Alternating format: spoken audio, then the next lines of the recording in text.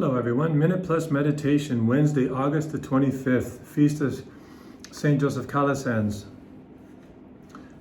Great saint, don't have time to go into him, but encourage you to look for something on his life. As I do with like all the saints, even if I don't mention that, it's always important to get little snippets on their life. It can be a source of encouragement for us. These brothers and sisters of ours are just like you and me, and yet with being faithful to God, they're in heaven now. So, St. Paul, we're back to 1 Thessalonians. You remember our labor and toil, brothers and sisters. We worked night and day so that we might not burden any of you while we proclaim to you the gospel of God.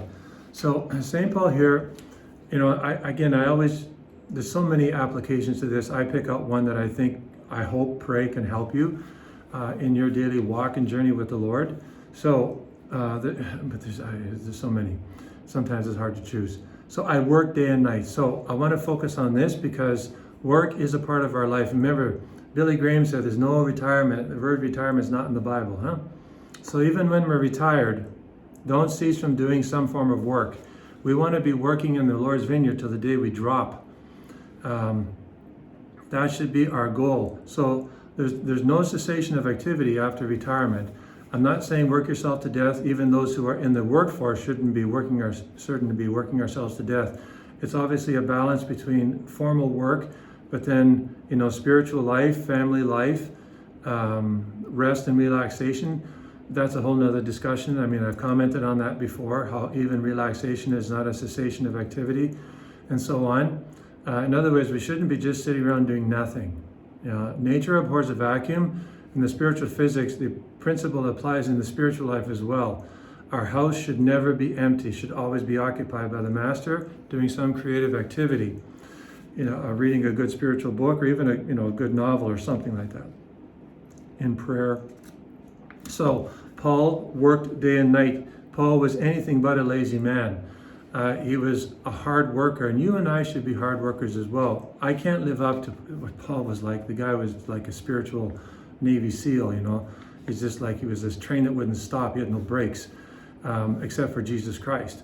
It was amazing. But I can still imitate, I can still ask the Lord for the same spirit of zeal that Paul had in not wasting my time, because we all have time granted to us. Only so much this is going to tick, There's only, God knows exactly how many times it's going to tick, and then boop, gone.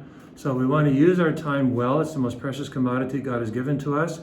Time for us is not gold, is not money, it's merit. It's grace. It's storing up a treasure for the kingdom of heaven. That's what time is. So we want to use our time well. So there's nothing worse than sitting around saying, what am I going to do with my day? Or what am I going to do with my retirement? Or what am I going to do with my vacation? We need to have some basic plan, all right? So it's just not whatever. It's just not whatever. Don't get into a whatever. It's not a good idea. So then we say, I wasted so much time. We don't need to. All right. So we want to have this, cultivate this idea of working hard for the Lord, using our time constructively.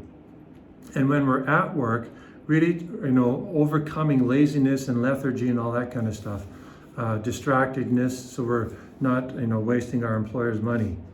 And so in the gospel, again, he's continuing to go after the Pharisees. Matthew 23, Jesus said to the crowds, "Woe to you, scribes and Pharisees, hypocrites, for you are like whitewashed tombs, which on the outside look beautiful, but inside are full of bones of the dead and of all kinds of filth." Tough language.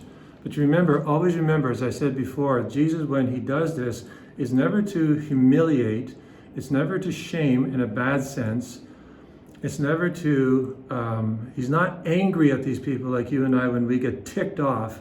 There is a certain anger, but it's always geared to their conversion. It's always geared to their conversion. He only wants their conversion. And sometimes if he verbally grabs them by the scruff and shakes them, it's always for their conversion. And he knows what these guys are like. And these guys are hard-headed. They're thick. They're stubborn. They think they know it all. So he's got to adjust the way he deals with them. He doesn't have to deal with the prostitutes and the tax collectors the same way. Like, they know they're doing wrong. They know they're outcasts. These guys, they think heaven owes them a place, in the highest echelons of of the kingdom because they're keeping the law. So Jesus has got to use shock treatment against them. Always geared to their conversion though. So again, he's going after this hypocrisy, which is so deadly because it masks not only the inside of who we are, but it masks us against ourself. We think we're justified, we're self-righteous and so on. It's poisonous, so deadly. Noxious poison like carbon monoxide. So today, let us be very conscientious about the way in which we work, really striving to overcome laziness and fatigue and all that, distractedness, and also be very desirous to be individuals who are sincere and genuine. God bless you.